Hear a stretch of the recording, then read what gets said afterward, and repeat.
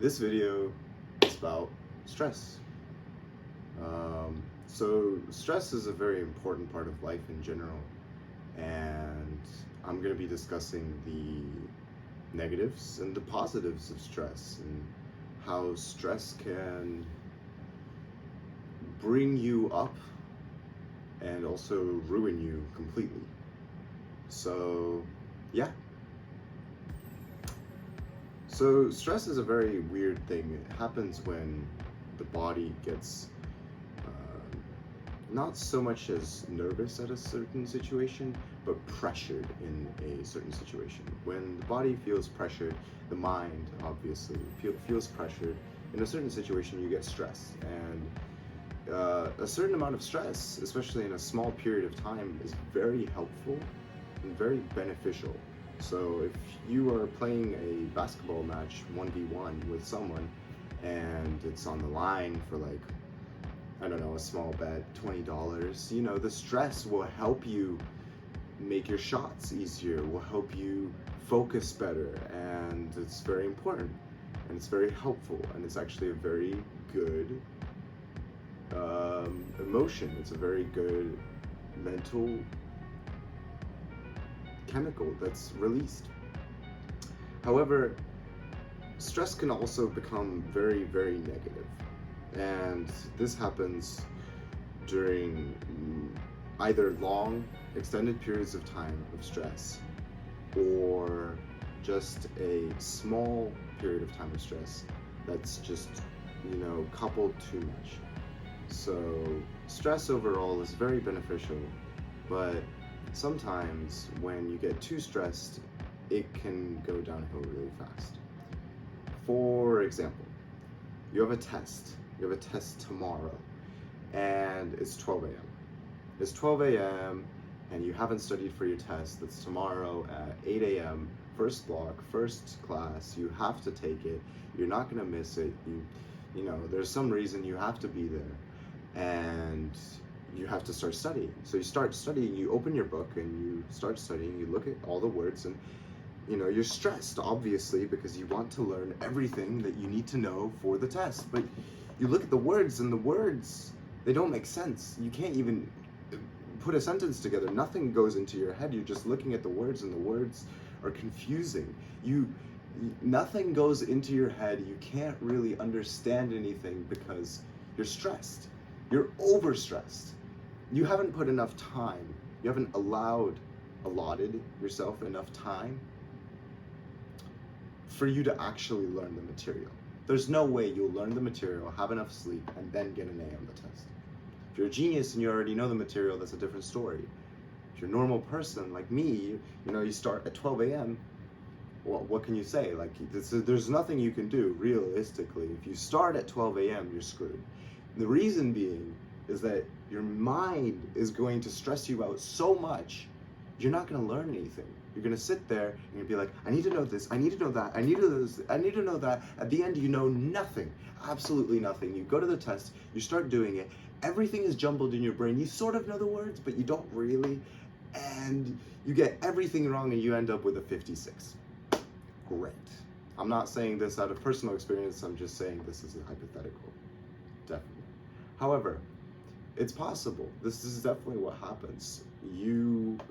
If you give yourself too short of a time period to do something, you will become overstressed. And realistically, there's no way to combat overstress. The only way to combat overstress is to give yourself the best shot possible, right? If you decided, well, there's 9 chapters in this unit, I know none of them, right?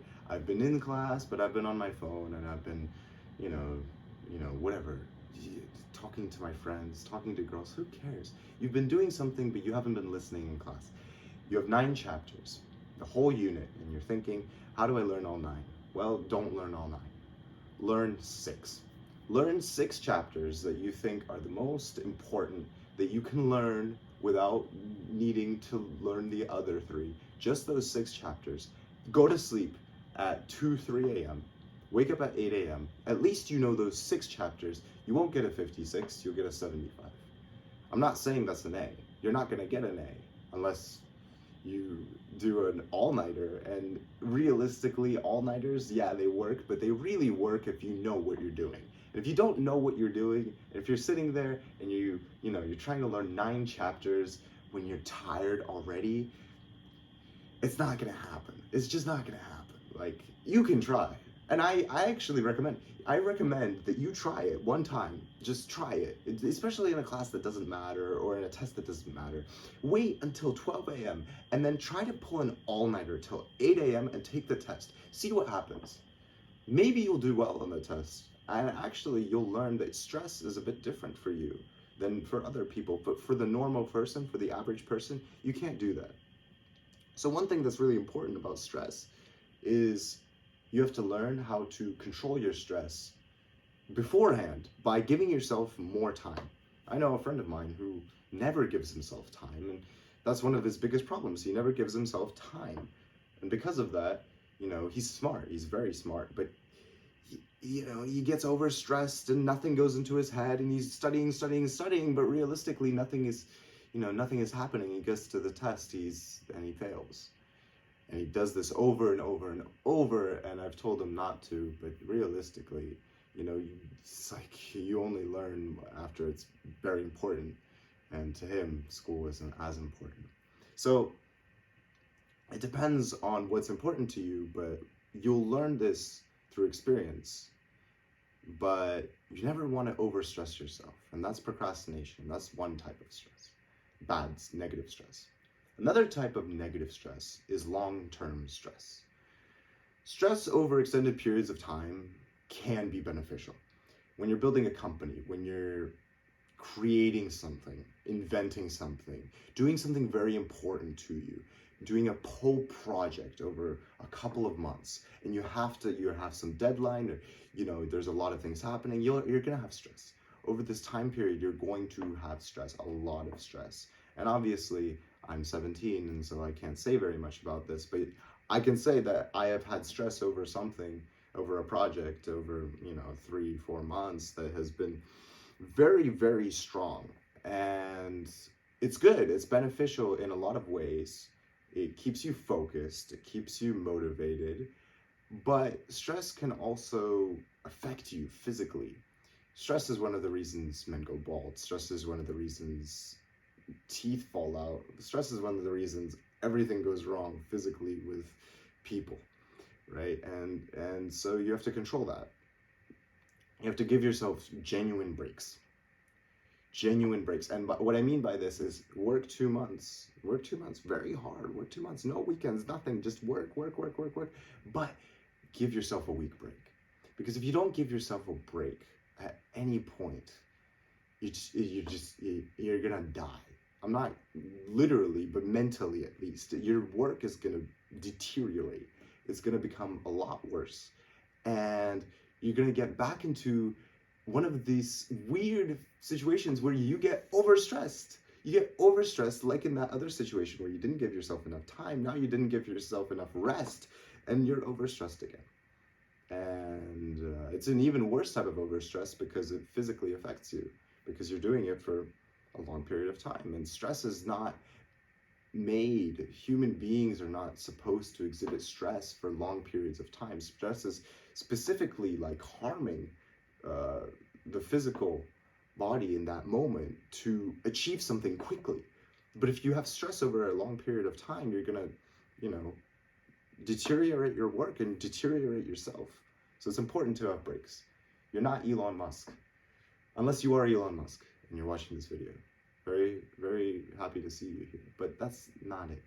My point is, stress is important. Stress helps. Stress helps work. Stress helps everything in your life. It keeps you motivated. It keeps you going. But you have to stop. You have to calm down. There's a third type of stress. It's kind of a very odd type of stress where you get into the work and you're doing it and you get stressed. And the reason you have this stress is you don't understand what you're doing. A lot of the time this happens randomly. It doesn't even happen if you have a deadline a long time from now, or a couple of hours from then. If it's a couple of hours, then you get into that overstress. But if it's a long time, then you're gonna have this sort of underlying stress. Where if you don't understand what you're doing, you're just gonna have some stress. You're gonna be like, why am I so stupid? Why do I not get it? I'm trying to get it. And you'll keep reading and you'll just keep, it's like when you're reading a book and you don't understand the first page and you start reading the second and third to understand the first page and everything piles together. And you're doing this, and it's not the overstress method where nothing goes into your head. Some things do go into your head. You just feel a little bit stupid. You also need a break. That's different. That's not, you have time. This is where you have time. This is why when you're learning things, you need a break, because overall, as you learn something, you learn it, and your brain takes it. And your brain's very smart, and while you're walking around doing something, in the background, it's chugging that knowledge and like churning it and thinking about it, and it's like, yeah, okay, perfect, yeah, that's how you do it, that's how you do it. And you come back and you know exactly how to do it. This happens in math all the time. You're just like, what the hell is this? What the fuck? Like, you look at the sheet and you're like, how is this what even are these equations? What does this mean? You walk away, you come back, you do a couple of problems, you walk away, you come back, and you're like, it's easy. It's easy. It's not a problem. Nothing is wrong. Everything is fine. And so it's important to combat stress, whether in the long term with breaks or in the short term with breaks as well, right? With breaks, and breaks not meaning you go off for a week and you don't do your math homework. That's not what I'm saying. What I'm saying is you go off and you do something else that's productive. Don't watch YouTube. Don't sit there on Instagram. The thing is that if you do that, you're gonna put your brain in a mode of rest, which just it breaks the entire wave you have going. You have this whole brain mode of like, oh, I'm churning. And if you start watching YouTube, you start watching Instagram, you go into a rest mode and everything shuts down. And you come back and obviously you won't be able to do the problems. But if you go and you do something slightly beneficial, you go for a walk, you can listen to music. You can go for a walk, like 5-10 minute walk, listening to music. Perfect. Do that. You can play a piece on the whatever instrument you play. I personally play the piano, so I was gonna say the piano. You can play a game, a small game. So like even a video game is fine, so long as you're involved in it. That's not gonna be rest, right? Anything that's like still takes some sort of brain activity, but it's like a different part of your brain. Do that, and then you'll come back and you'll realize that all the stress is gone, and you can actually do what you want to do. When it comes to that second possibility, where you started studying at 12 a.m. for your test at 8 a.m. the next day, or rather the same day, give yourself more time. Learn from that mistake. You have to learn from mistakes overall. I mean, mistakes are to be learned from. So you just sit there and you're like, in that situation, learn only a few chapters. Give yourself the best possibility. Don't try to learn everything. Don't do everything at once, because if you do everything at once, all of it will jumble, everything will mess up. You'll get to the test, it's over. So learn some of it. Learn some of it and be honest with yourself. If you're going into a meeting, be honest with the people in the meeting. Say, I learned this. I know about this. I didn't have enough time to know about these 3 sections. Please catch me up on those 3 sections. They'll catch you up on those 3 sections. Realistically, you don't want to do that, especially if you're an introductory member to the meeting. You would want to learn everything.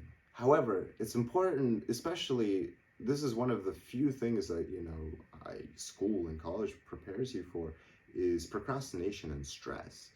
How to deal with stress. This is how you deal with stress. That type of stress, the first type of stress, you have to take breaks. You have to do something productive during your break, but you take small 5-10 minute breaks. Here, you give yourself more time. You give yourself extra time, 2 days. You don't think you need 2 days? Take 2 days anyways. You'll do it and you'll feel happy. And then maybe you'll sit there and you'll be like, wait, there's actually a small mistake. And then the next day you look into it and you're like, oh, there's a small mistake. And you caught that mistake. And it'll show how smart you are for not only learning everything in there, but also you caught a small mistake. So you've already fixed some things that you could have, missed. if you were especially grinding it out in 3 hours, right? Like right at the end, right before whatever you need to do, the test, the meeting, whatever. So give yourself more time. And lastly, for long periods of stress, and this is the most important, especially for older people who are in good, scheduled lives, who are, very good at scheduling everything and, very disciplined. The stress of creating a business or doing a project, the stress of overworking. And the most important thing in that situation is to look into your boss's eye or your own eye and say, I need a week break. Because if I don't take this break, or a 3-day break, even a small break, it doesn't matter. Weekend break. I need a weekend break. If I don't take this weekend break, it will make my work deteriorate. Everything is going to get worse. And it's true, everything will get worse. So it's important. Stress is good in small amounts, or in amounts that are cut up in different sections. But you need breaks, and you need time. And if you don't have time or you don't have breaks, you're going to get into the negative part of stress, the stress that everybody hates. Everyone hates stress. I hate stress. I hate stress. No, you don't. You hate the bad part of stress. The good part of stress you love. You just don't even know about it. So eliminate the bad part of stress. Get breaks. Stay calm. Do something productive during your break. But have a break. And give yourself enough time in life.